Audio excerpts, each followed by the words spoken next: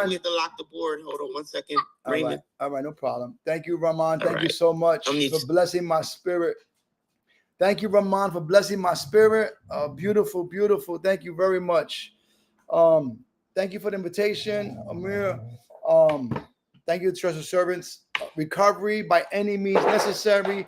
I got a timer somewhere. Where's my timer at? Let me know where the timer is at. All right. All right. I'll look for the timer. Somebody let me know when I got 5 minutes left, please. Yes, my 2 dogs are playing. Right. We rescued 2 dogs over here. So they're having fun playing. So they might want to share during my share. So please be patient. So the topic is by any means necessary. So recovery by any means necessary. And I was just really blessed by the speaker before me. We have differences, we different degree of sickness and rate of recovery. We have different experiences. Somebody said that we came in on different ships, but today we're in the same boat, and diversity is our strength. And I'm a New Yorican, right? My family's from Puerto Rico. I'm from New York, so I'm a New Yorican. So I'm too New York to be all Puerto Rican, and I'm too Puerto Rican to be all New York. So I'm a New Yorican, and I got clean young. I got clean as a teenager. So let me just start by saying I would use drugs by any means necessary, right? So I know what by any means necessary means. That means that I would get up and I would go out, and there's gonna be 3 things that are gonna happen. I'm gonna be in jail in 30 minutes. I'm going to be dead, or I'm going to have some drugs, right? So I don't need money. I don't need, you could drop me in a country that I don't know the language. I've never been there before. And I'm going to find drugs by any means necessary, right? I'm a drug addict. I live to use, and I used to live. And I was a slave to my addiction. So I know what it is to chase and pursue and be relentless in my pursuit. And climb mountains and travel miles and just by any means necessary, I'm gonna use drugs. And so I understood that. I understood the whole idea of the obsession and compulsion. And I came to Narcotics Anonymous. I did not know about recovery. I did not know about the 12 steps. I didn't know about spirituality. All I knew is that I was sick and tired of being sick and tired. All right. I was sick and tired of going to jail. I was sick and tired of my mother crying. I was sick and tired of being on a run for days and weeks and not taking care of my hygiene. And I ended up all messed up. And so I was sick and tired of the consequences. I don't know if I want to stop using drugs, right? Drugs was like my solution to my problem, even though I entered hell. But I was tired of the consequences of using drugs. And so I ended up H&I. Thank God for H&I. I was an institution, and H&I came up, and I heard the message. I heard another drug addict tell his story, and hope exploded in my heart that day when H&I came up. I knew that day that there was a place. The guy was saying there was an NA addicts from all over the world are getting clean, staying clean, and finding new ways to live. The obsession is being lifted. And I heard about the miracle of recovery. And they told me to make a meeting when I get out of the institution I was in. I came home from the institution December 24th, 1990. I made my first meeting on my own, December 24th, 1990. I made a meeting. I raised my hand. They said, listen, get to the meeting. He said, get to the meeting. Before you I used to have beautiful hair. Before you cut your hair, before you go eat nice food, before you go see your girlfriend, before you go get laid, before you do whatever, they said, go make a meeting. And I made a meeting. And I began my journey. And I relapsed after several, months clean. I didn't get this the first go around. I relapsed before this. I relapsed after, my clean date, the last time I used drugs is February 27th, 1991.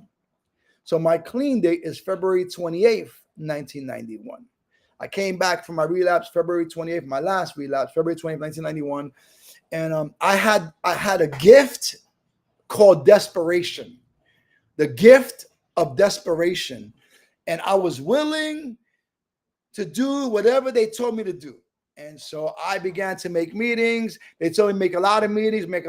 And meeting makers, make meetings, more meetings. They told me meetings. If you're sick and tired of being sick and tired, and you want to stop going to jail, Raymond, and you want to stop making your mother suffer, and you want to stop, you got to make meetings. This is simple. It's not rocket science. It's not, did you use drugs every day? Yes, I use drugs every day. Okay, so make a meeting every day. That's simple, right? It's not complicated. And so they said, listen, if you don't pick it up, you can't get high. Stay away from people, places, and things. The people you use with, the places you use at. And, they said, listen, if you want what we have to offer and are willing to make the effort, willing effort. If you want what we have to offer and are willing to make the effort, then this is what you got to do, Ray. And so I made meetings. I no stories, no nothing. I learned how to become a meeting maker. I learned how to get clean feet or smart feet or whatever you want to call it. I learned how to make meetings. When I got clean right where I used. So I used with my sisters, and they were using, and I didn't have no place to go. There was nothing, so I had to get up, brush my teeth, and run out the house. Come home late at night and go to sleep. Then get up in the morning, brush my teeth, and run out that was it. I couldn't stay in my house for too long. All right, I couldn't stay because my house people were using. I had to get out of there. I had to run. My family were, they were using, and so okay. So they told me, listen, it doesn't. If that's your reality, then that's your reality. Don't pick it up. Get out of there. Run out of there. Use the phone. Use the tools. Take literature with you. Call other addicts. And I began, instead of picking up the drugs, I picked up the tools they gave me. I used the phone. All right. So I got clean. February 28th, 1991 is my clean date. I made a lot of meetings. It's important to me. They told me that you're going to get out of this program what you put into the program. And they know that addicts are a little bit delusional, just a little bit. And we expect the rewards of hard work without doing the labor, right? That's part of our literature. And so they said, you got to make meetings. So I made meetings. Then, of course, I heard it. When you go to meetings, you hear things. Oh, they hear service. Oh, you need service. Service puts you in the center so you don't fall off the edges. Get a commitment. Coffee, the coffee guy don't get high. The coffee guy don't get high. I heard that. Okay, so I made coffee. Okay, they said you got to make coffee. Come early, make coffee. I came early. And little by little, I began to learn that there are suggestions that I have to learn how to take if I want to stay clean. All the suggestions in Narcotics Anonymous are free. All the suggestions are free. The only ones you have to pay for are the ones that you don't take. All right. So I had to learn how to take suggestions. There's experienced members. They know how to stay clean. They're staying clean. Raymond talked about there's people here clean for many years. If I just follow the lead. I took suggestions when I was using. I took suggestions when I was in jail. They said, listen, don't you're smoking it wrong. You're burning it. You're doing it wrong. I took suggestions. Right. So now I take suggestions by any means necessary. Do whatever it takes. Use the same tenacity. Use that same energy. Use that same hunger for recovery now. Chase your recovery like you chase your drugs. I was like, wow, okay, I had to learn, common sense for me is not a common thing. All right. I had to learn common sense. I had to learn you got to show up to grow up. You got to show up to grow. I had to learn, and so I made a lot of meetings. I got a lot of, Monday, I was a secretary. Tuesday, I was a coffee guy. Wednesday, I got involved in service. Like I got involved with my addiction. I threw myself into the recovery process. I did what they told me to do. Now, I wasn't perfect. I'm new. I'm crazy. I'm bugged out. I got issues. My issues got issues, but I'm clean and I'm making meetings. And I'm starting to learn how to take suggestions. I'm learning. It's a process. Some people it's slower. Some people faster. It took, I learned how to make meetings, don't pick up, and do service. Don't pick up, make meetings, do service. Do service, make meetings, don't pick up. I learned I could do those three things. Don't pick up, make meetings, and I did that. And so after being clean for a while, right, I realized, right, that you can be free from the drugs, but it doesn't mean you're free from the disease of addiction. Okay? You can be free from the drugs, but not free from the disease of addiction. And Raymond talked about, you know, the anger and lust and gambling and shopping, and, you know, there's so many other things that I didn't know that I was substituting one symptom of my disease for another symptom. I didn't know about that. And you learn that I have one disease, many symptoms.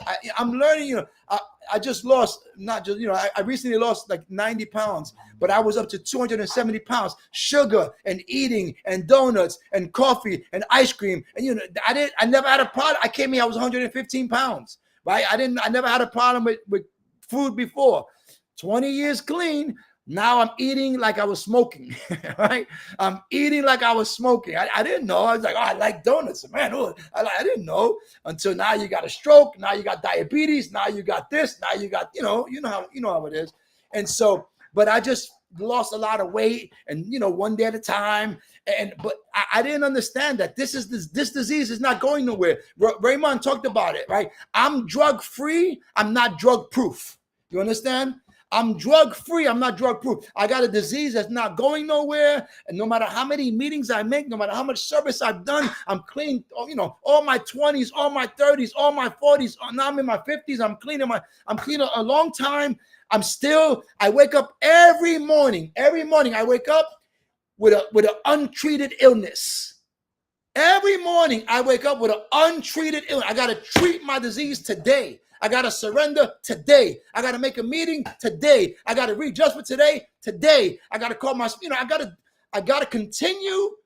If you've been clean for a while, one of the most important words is continue in the 10th step. Continue to make meetings. Continue to be sponsorable. Continue to do service. Continue to be visible. And, you know, I got to continue to do the things that got me free so I can stay free. You understand? And listen, I know this very well. Addicts like me, okay, addicts like me, we are the only people in the world that find something that works and go do something else. All right. NA works, and we do recover for the first time in man's entire history. A simple way has proven itself, and we want to go do everything else except for this. I understand that. Right? I want to go breathe. I want to go to the retreat. I want to go there. But I don't want to do steps. Right? So, okay. So I realized after being clean and crazy in New York, they say Raymond is nuts. He's nuts. You know what nuts stands for in New York? NUTS. Not using the steps. Raymond is nuts. He's not using the steps. He's bugged. He's cuckoo for Cocoa Puffs. You know what I mean? And so you could be doing a lot of service, but be crazy in service, right? You could be doing a lot of service, but you're arguing with everybody in your home, you know. So I needed to learn that abstinence is an incredible gift. Abstinence is a miracle. I don't want to downplay abstinence in any way, shape, or form, all right? But abstinence is not the show. Abstinence is the ticket to the show. You understand? Abstinence gives me access to go and begin a new way of life. The message of NA is that an addict, any addict, from India, from Pakistan, from Sweden, from East Africa, from South Africa, from Brooklyn, New York, from Norway, from London, England, from any addict can stop using drugs. It doesn't matter what drugs you use. From A to Z. In New York, you know, we're quick talking.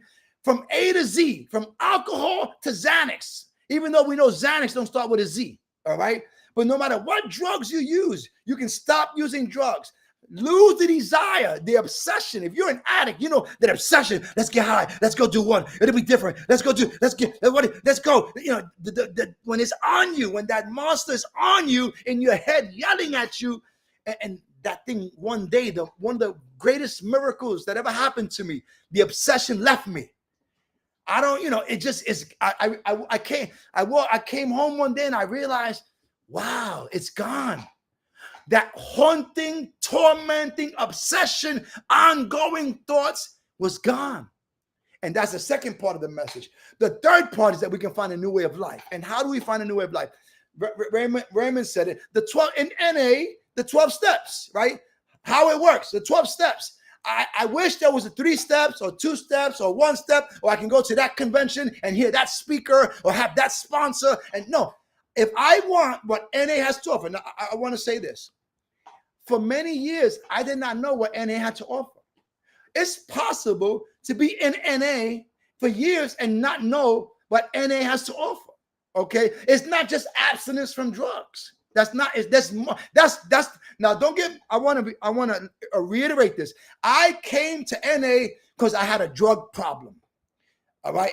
I wanted to stop using drugs. But what I found out is that if Raymond just stops using drugs and doesn't work the program, he'll use drugs again. All right. Abstinence is not enough. You understand? I have to recover. Recovery is about change through the 12 steps. And it's an individual and personal journey for everyone. It don't got to be like me. I don't got to be like Amir. I don't got to be like Trish. I got my journey of the 12 steps, and I'm going to unfold in my recovery. I'm going to go through my individual and personal journey of recovery. It might take me 30 years to do what you did in 5 years. I might not understand what you understand.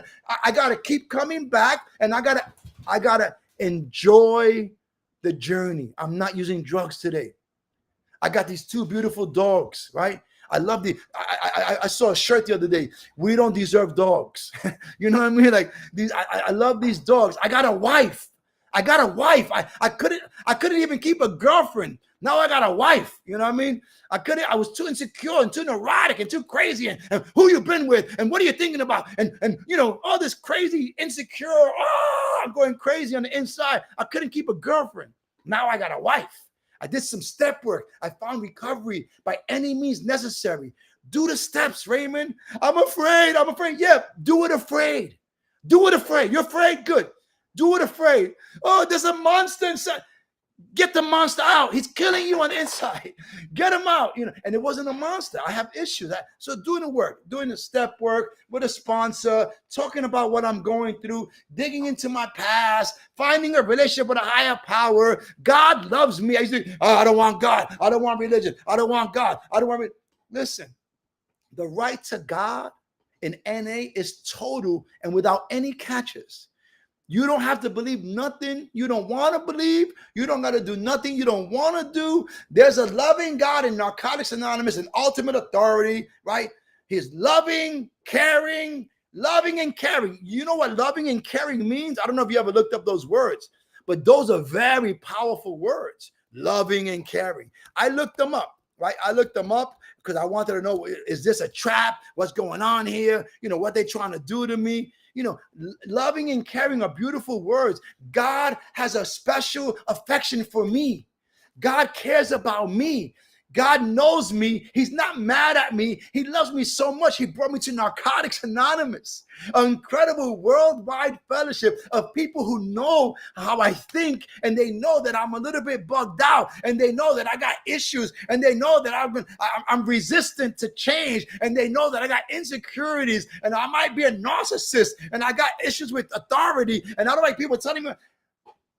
An incredible fellowship.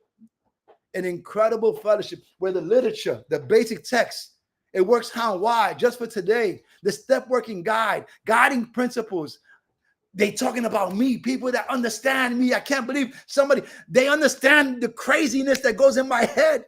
The therapeutic value of one addict helping another. There's nothing like it. It's without parallel. You understand? And so I came to NA. I got a sponsor. I got abstinent. I got clean. I was clean and crazy, and I was going crazy. And then I went on the journey of recovery, right? Abstinence and recovery are 2 different things. All right? Abstinence and recovery, 2 different things. I need to become abstinent in order to recover, but abstinence is not enough. Not for this addict. So I began the recovery journey, 12 steps. I stopped smoking cigarettes. I was smoking cigarettes. I stopped smoking cigarettes. It's not good for you. You're coughing. Okay. I stopped using profanity. That's just for me, right? I went to school. I got some credentials. I'm a drug addict from the streets of Brooklyn with a gun and a knife and jail and Rikers Island. And I became a professional, and I speak proper English, and I don't use profanity. And there's nothing wrong with using profanity. My journey, I said, I'm going to stop using profanity. because I choose to, because we don't moralize with each other here. If you curse, God bless you. There's a guy, they call him Effing George, right? And he's a loving, caring, powerful member in recovery. And he curses all the time, and we love him. I chose to stop cursing. I chose to stop smoking. I chose to, I took the goat teeth out of my mouth. I used to have goat teeth in my mouth. I used to walk around like I'm going to kill. I'm from Brooklyn. So Brooklyn, who could look the angriest? It's like who can look the angriest? I put a smile on my face, right? I got this crazy beard. I like the crazy beard, right? And I began to change by any means necessary. Now, I want to say this before my time is up. Bad things happen. My sponsor died. I had strokes. My mother died. I got a son that I raised him in NA, and he died of a drug overdose. Never seen me use. A day before his 20th birthday, he died of a drug overdose. We got to recover by any means necessary. I lost jobs. I lost relationships. I lost people I love. We still got to recover by any means. We can't let nothing stop us. By any means necessary means that no matter the obstacles, no matter the disappointment, no matter the self-inflicted pain or the pain of life on life's terms, no matter what people do, no matter what people say, nothing matters. What matters, I am responsible for my recovery. I need to make a meeting. I got to call somebody in recovery. I got to practice my program. No matter what happens, no matter what my sponsor does, what my home, listen, there's no more excuses for me. All right. I know that the lie is dead. Addicts are recovering in the Fellowship of Narcotics Anonymous. They're getting better. No matter what's happening to them, they're recovering. They're working through their situations. They're working through their issues. They're working through their mental health. They're working through relationship stuff. They're working through sexual stuff. They're working. The steps work, and we do recover. And so I want to let you know that just because I got clean and I came to meetings and I did a lot of service and I got a sponsor and I began, life still happens. And listen, I had to make recovery my number one priority in different phases of my life. When you get a wife, I got a wife. No, recovery still got to come first by any means necessary. I got children. No, recovery still got to come first. And it looks different when you're married than when you're single. And it looks different when you have children and you're married and it looks different when you start your own business. But recovery still has to come first. And I had to always learn recovery first, Raymond. Without recovery, you have nothing. Don't forget that you didn't have your credentials. You wasn't a professional addict. Nobody would pay you to speak nowhere. You wouldn't be doing this. You wouldn't be doing that. You wouldn't be going to London or Israel or Africa or Sweden or Norway. Or you wouldn't be, if you wasn't a member of NA, you wouldn't have nothing. You wouldn't even have God, Raymond. Everything I got is because of NA. Everything. NA introduced me to myself. And I found out I'm a sick person. I need help. Oh, all right. I need to do more step work. Because when you get introduced to yourself and you find out who you really are, that happens in steps 4 and 5. You desperately need 6, 7, 8, 9, and 10, all of them. So, and then I got a wife. I got a wife. I got a relationship with God. I got grandchildren. I just lost in Uno. I was the Uno champion this morning, and I lost my Uno championship to my granddaughter this afternoon. You understand? And I get to go with my grandkids, and I get to go have lunch with another recovering addict. I get to share my story at this beautiful event with you beautiful people and let people know that, addicts, even in Brooklyn, at 17 years old, crazier than a bed bug, got clean, stayed clean, was nuts. I was not using the steps for a couple of years. And then finally, I had a V8. I said, okay, we got to do step work. It's a little bit insane, Raymond, to be in a 12-step fellowship and not do 12 steps. Well, that's what I do. That's what people like me do. I will pay to go to this incredible gym, right? They got the sauna, they got massages, they got the state-of-the-art equipment, and I'll go to the gym and just drink from the water fountain and won't use nothing else, right? That's what it is being in NA, just making meetings. There's more available. So I've been able to experience an incredible a life of recovery, and I'm not done. I'm still learning. I'm still, you learn a little bit, you live a little bit, you learn stuff. I just did another 6 and 7 step. I still believe in step work. I believe in updated step work. Every year is important to do step work for me. I know what it is to have 6-year-old step work. That sucks. You know, when you haven't done step work for 6 years and 7 years, and you think that you're doing step work with all your sponsees, but you're not doing step work yourself, the disease can entice you and trap you and lie to you, and you wonder why you're bugging out. You stop doing step work. Where's your step work? And so I still do step work. I still do service, right? I just came. All right. So with my last 2 minutes, I want to let you know, check it out. During different times of my recovery, I had to recommit myself to recovery. I had to surrender all over again. There was times in my recovery I became a big shot. You know, I'm a big shot. Oh, I'm a big shot. I wrote a book. Oh, I became a #1 best-selling author. Oh, I'm a big shot. You better make your meetings big shot. You know, oh, I got this great thing. I bought a house in Florida. Oh, I had to recommit. I had to learn that no matter what success looks like, no matter what your journey looks like, no matter how bad, how high, how low, whatever happens, recovery, Raymond, make sure that you're still calling your sponsor.